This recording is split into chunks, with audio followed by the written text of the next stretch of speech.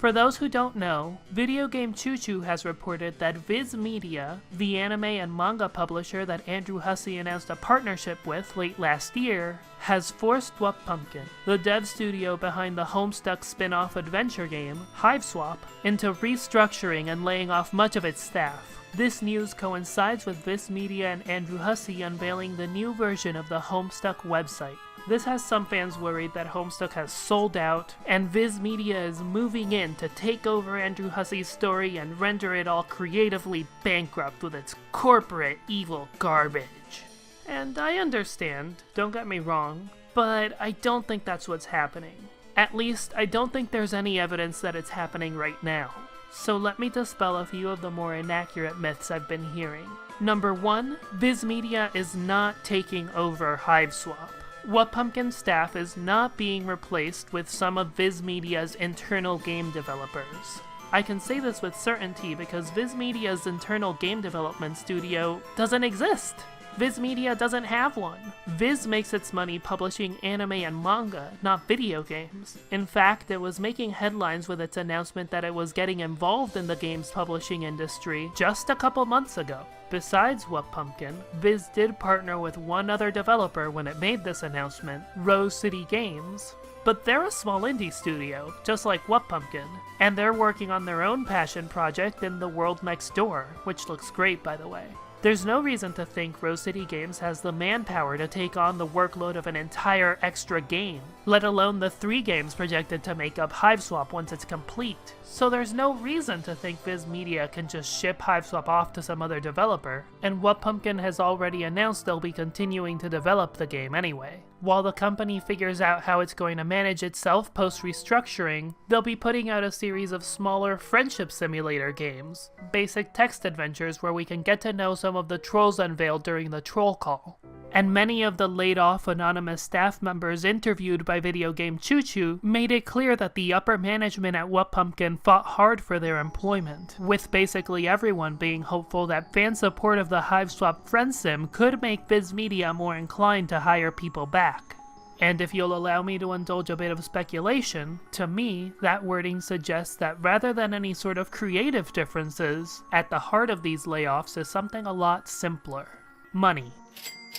According to Steam Spy, sales of Hiveswap plateaued somewhere under 300,000.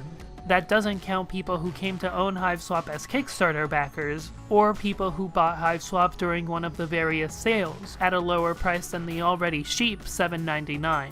I don't know much about the game business, but I have followed indie games for most of my life, and to me, these numbers don't look that impressive. Especially not when you consider what kind of figures a company like VIZ Media might have been expecting from the rebirth of the Homestuck franchise, which once touted a community of millions of fans and eventually led to the creation of a teeny little indie title called Undertale. Big companies generally like to maximize profit while minimizing risk, and as one of VIZ's first forays into game publishing, this was already an inherently risky endeavor. So it seems pretty likely to me that this is just a VIZ Media reluctant to invest more in Hiveswap and Webpumpkin, especially if Hiveswap sales didn't produce the kinds of funds necessary to keep the studio running until the release of Act 2. It's worth noting that money problems like these are pretty common in the game industry, whether or not a big publisher is involved. Take for example the case of Digital Extremes, the independent developers behind free-to-play Space Ninja simulator, Warframe, which had to lay off much of its core staff around 2013.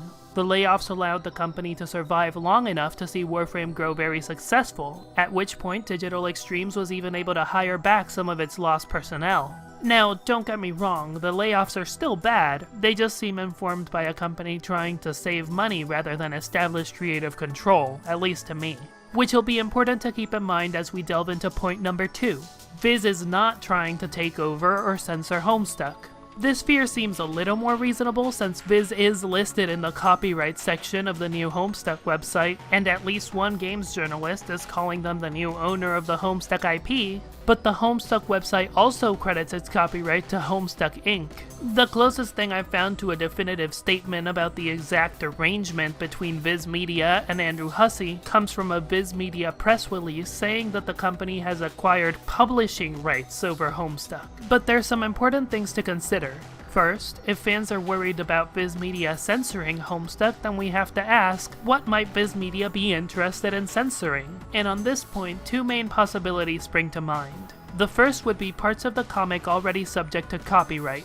Betty Crocker, Guy Fieri, Juggalos, that sort of thing. The thing is, as far as I can tell, all of that stuff falls under fair use or parody, and more importantly, references like these span pretty much the entire comic. Which means scrubbing all of them would be extremely labor intensive, and honestly, if I thought that was gonna be a big deal for VIZ Media, I don't think they would have taken on Homestuck to begin with. Some references are even crucial to understanding Homestuck's plot or world building. If they were ever going to go that route, I would have expected them to do it now with the revamp of the website, and there's no indication any such censorship has taken place.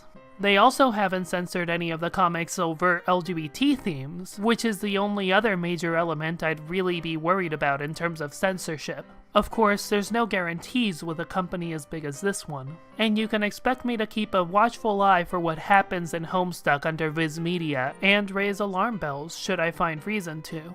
But for right now, VIZ doesn't seem to be doing much out of the ordinary, and even if VIZ Media is now considered a partial or complete owner of the Homestuck IP as its publisher, that doesn't immediately translate to Hussie losing all of his creative freedom. The anime and manga industry is a big, weird place, and while it's true that in terms of setting the creative direction, the bigger guy with all the money generally gets the final say, that isn't always exactly the case. Take, for example, the case of Hunter x Hunter, written by Yoshihiro Togashi. Togashi has largely been free of these constraints, as his unique authorial style combined with health issues has gotten the Hunter x Hunter manga the fan-given nickname of Hiatus x Hiatus, after years of on and off pauses. Togashi has also gotten away with exploring some extremely complex and dark subject matter, and even including quite a bit of LGBT representation. As far as I can tell, Togashi's got the leeway that he does because, despite all the long waits and challenging subject matter, his audience has stuck by him, and Hunter x Hunter has consistently ranked near the top of Shonen Jump's popularity charts, which I think really should be the key takeaway.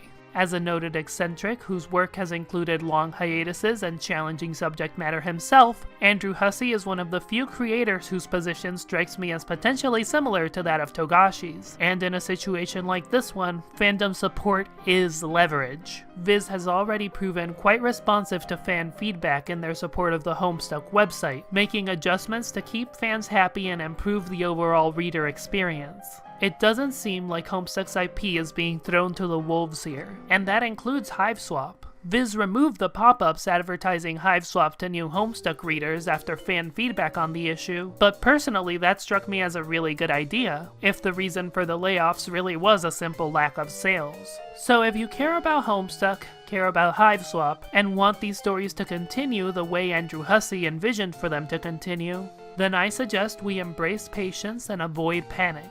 I'd never tell you what to do as a consumer, but personally, I'll be supporting the Hiveswap Friendsim, and looking forward to whatever this epilogue is that Andrew Hussie and VIZ Media have planned. Hopefully it's the kind of content that'll have both new and old fans looking at the Homestuck website for the first time, and in the process hopefully getting exposed to and then buying Hiveswap, raising interest in the brand and revenue for the products in one fell swoop. Hopefully enough so that VIZ Media will take notice and bring the hardworking artists we know and love as What Pumpkin back home. That's a lot more likely to happen if we all keep supporting the brand that we love while providing constructive and polite criticism for the decisions we don't. Thanks for listening, and whatever comes next, keep rising. This video exists thanks to the support of my wise cohort of patrons. If you'd like to summon more videos like this onto your screen, then you can join them. Also make sure to like, share, and subscribe, and hit the bell icon so you never miss another video. That's all for now. Until next time, keep rising.